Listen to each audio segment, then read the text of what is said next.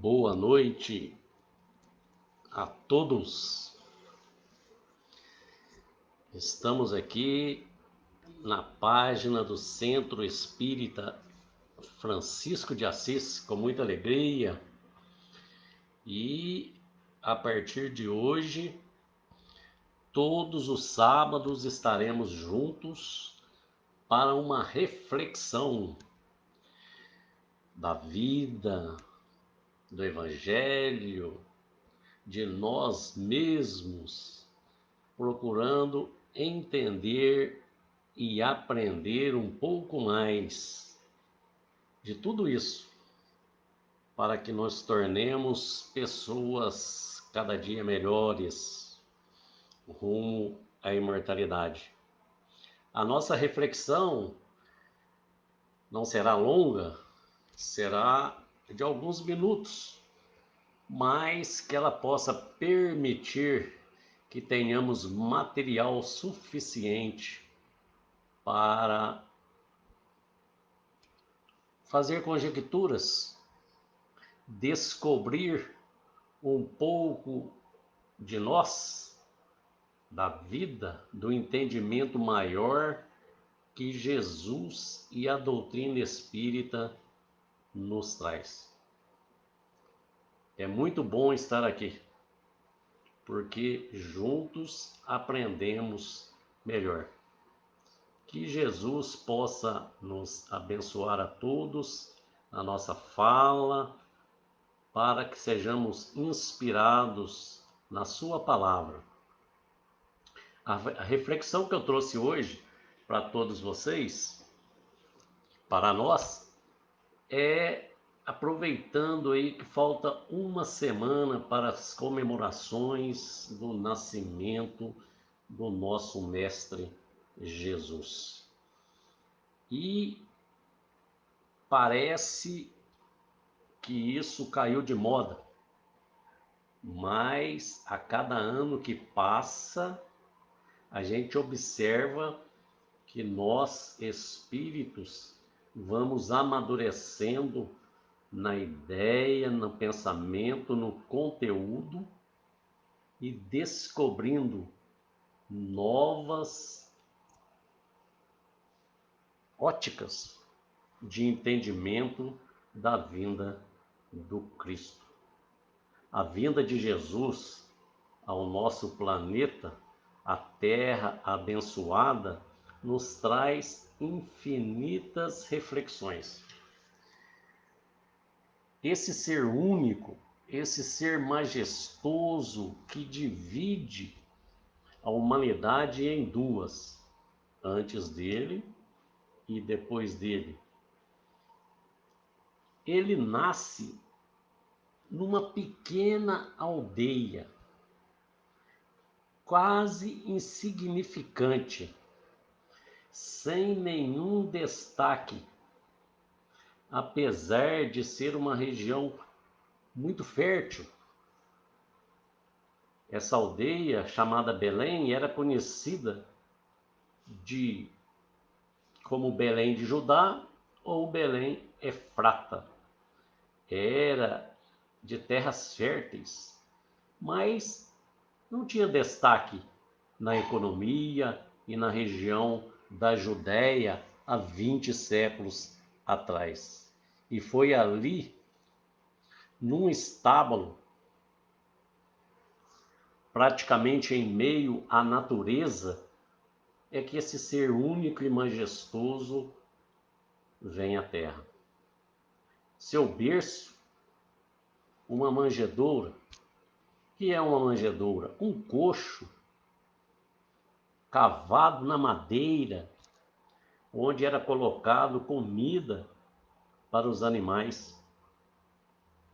E registra o evangelista Mateus, no capítulo 4, versículo 16, que naquela época o povo que jazia em trevas viu grande luz, e aos que viviam na região e sombra da morte, naquele momento resplandeceu-lhes a luz. nasceu Jesus. Nasceu a luz para iluminar definitivamente os caminhos do homem no planeta Terra.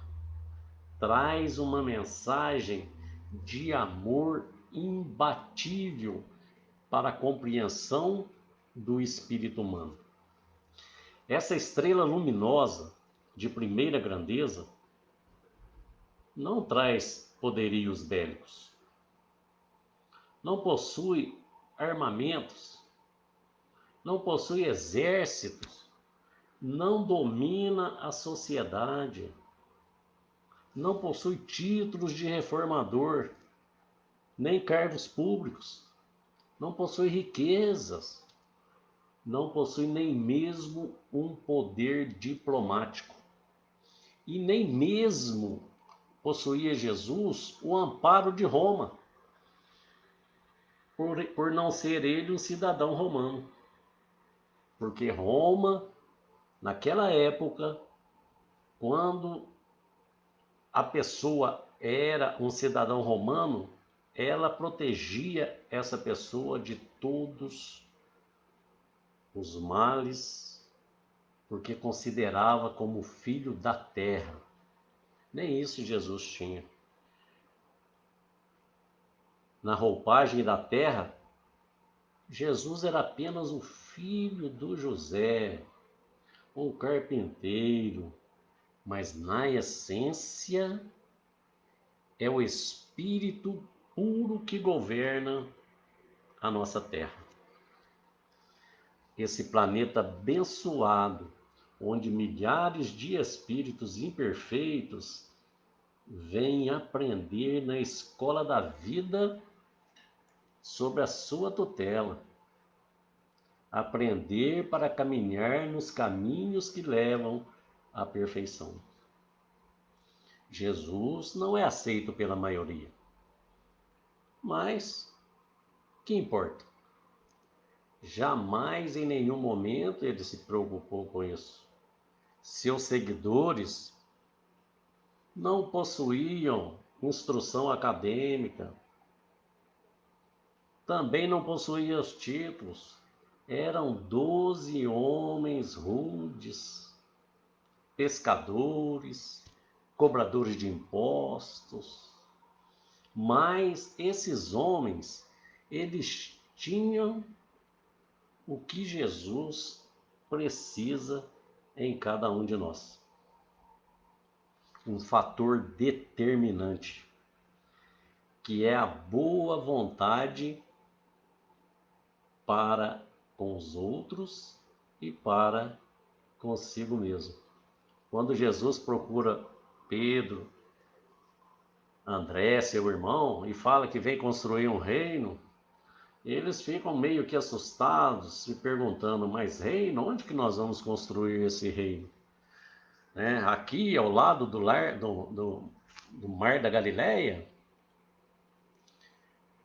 Mas quando Jesus disse a eles que a construção do reino de Deus era no coração do homem, eles não pestanejaram. Eles tinham esse fator determinante de boa vontade para seguir o Mestre. Então, antes de Jesus, nós queríamos um reino sem a presença de Roma.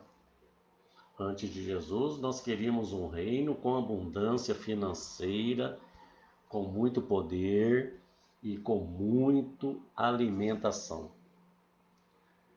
Antes de Jesus, todas as ameaças que nós sentíamos eram externas.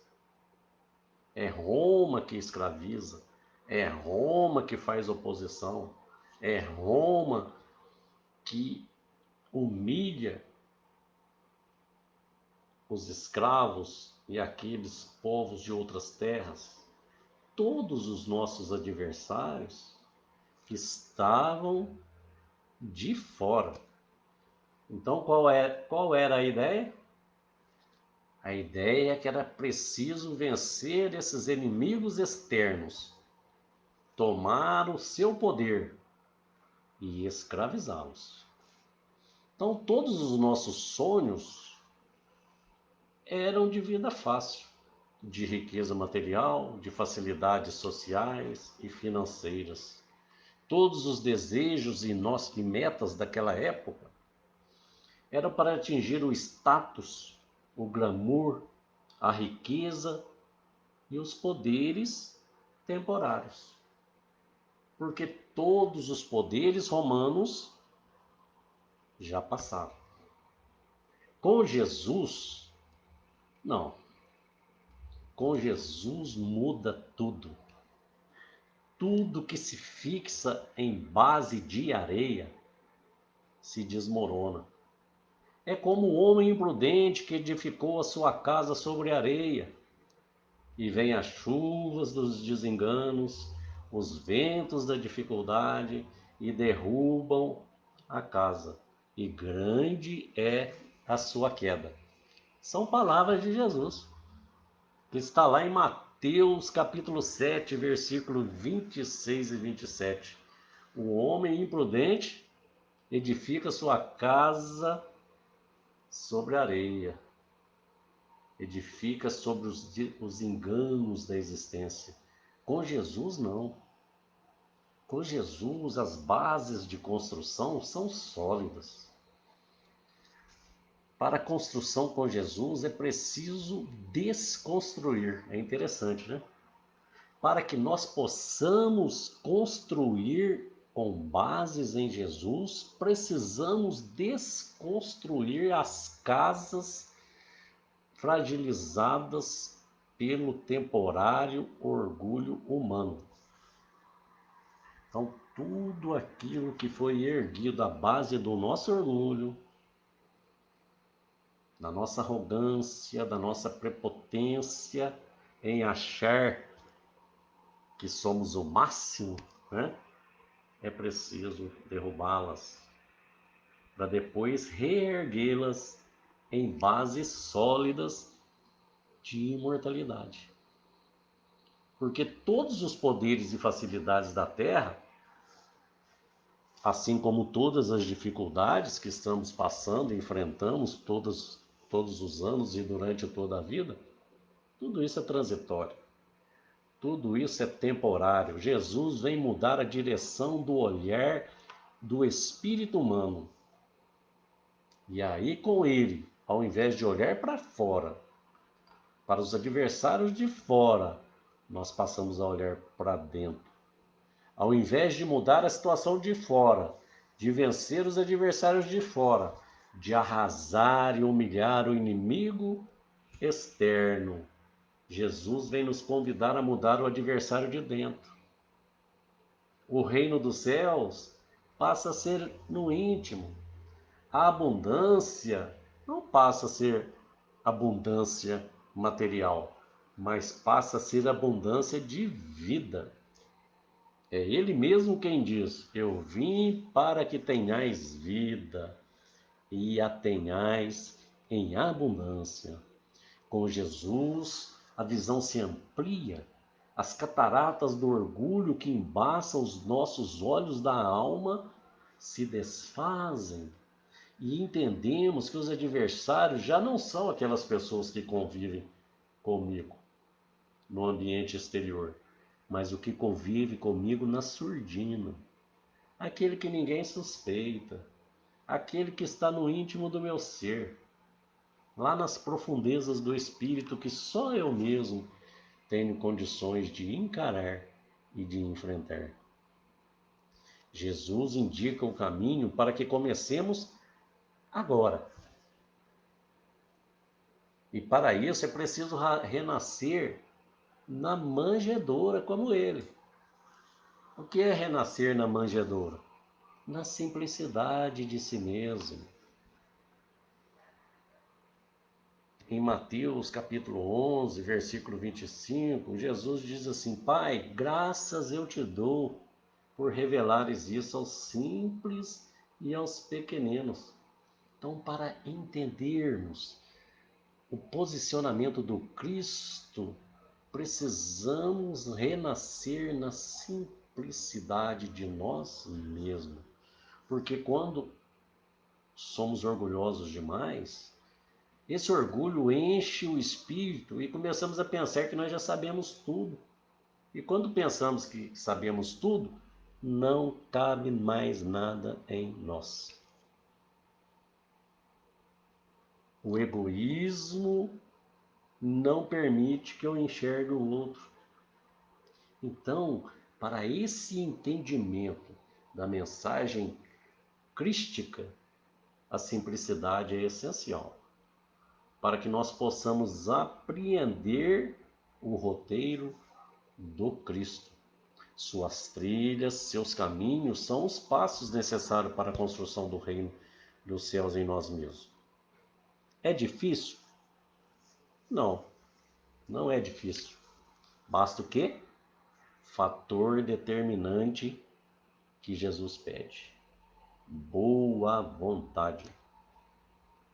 Quando Allan Kardec pergunta à espiritualidade se é difícil para o homem mudar suas más tendências, diz a espiritualidade que na maioria das vezes é um esforço muito insignificante. É porque a gente não se esforça. Então, quais são os exemplos que Jesus nos traz? Milhares. Mas alguns que nós podemos aplicar na prática no nosso dia a dia, na convivência com o nosso próximo. O não julgar.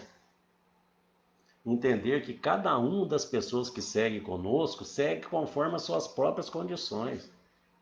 São espíritos em construção como nós. Estão ajustando suas arestas. Estão aprendendo como a gente aprende. Enganam, erram, reaprendem. Faz parte dessa construção. Não precisamos impor nada para aquelas pessoas que estão ao nosso redor. Precisamos aceitar que cada um tem seu tempo de florescer e que eles vão dar frutos, como o próprio mestre diz, uns a 30%, outros a 60%, outros a 100%. Diante da dor, que ensina Jesus diante da dor, que faz parte desse nosso aprendizado nessa terra que vivemos. Ensina que nós precisamos mudar o que pode ser mudado. Diante da dor, quando Jesus curava alguém, ele dizia: vai e não peques mais. Significa o quê? Mude o que você pode mudar. Modifique o jeito que você vê a vida. Não fique se lamentando. Agora, diante daquilo que não pode ser mudado, como que Jesus reage? Seja feita a vossa vontade, ó meu Pai. Então, diante da morte, Jesus nos pede serenidade. Mulheres, perguntaram aos anjos, as mulheres que foram buscar o Cristo no cemitério, né? Por que procuram quem vive dentre os mortos? Então, diante da morte, serenidade, porque somos todos imortais. Esse é o nosso Mestre Jesus. É por isso que nós precisamos, todos os dias, em cada Natal, fazer essa reflexão, porque Ele é o orientador supremo de todas as almas que permanecem ou transitam no mundo terreno. Antes do Cristo podia haver muita sombra, mas com o Cristo não. Vibra a claridade resplandecente de um novo dia. Às vezes nós ficamos cansados, estacionados nas sombras da ignorância. Ficamos detidos na região da morte, pensando nos erros, nos enganos que cometemos, nos recusando a ver a luz do Mestre que brilha aos nossos olhos por mais de 20 séculos. e a sua voz firme e branda avança pelos séculos, porque penetrou o espírito imortal. Por isso ela não se perdeu na poeira dos tempos. Olha que Jesus nem precisou de. Ele é tão grandioso, tão magnífico, que ele não precisou nem da ajuda da tecnologia, da internet, das redes sociais. Ali com 12 homens rudes há 20 séculos atrás, sem nenhuma tecnologia, o seu amor continua penetrando incansavelmente em nossos corações e nos corações mais endurecidos, nos convidando a nascer todos os dias para aprender os seus ensinos e vivenciá-los no exercício diário de sermos melhores, para sairmos da sombra de nós mesmos, a fim de atingirmos a imortalidade gloriosa, que é uma bênção para o nosso espírito, porque é o resultado da construção em nós mesmos de um reino de amor e de paz sobre as bênçãos de Jesus. Isso é Natal. A reflexão de cada um no seu quarto íntimo, que nos permite perceber que quando permitirmos a presença de Jesus em nós, a luz se faz, não de fora para dentro, mas de dentro para fora. E essa luz é tão absoluta que ninguém e nada nunca nos fará sombras. Um grande abraço a todos, obrigado por estar conosco nessa página abençoada. Que Jesus nos abençoe e até o próximo sábado às 19 horas. Muita paz a todos. Grande beijo.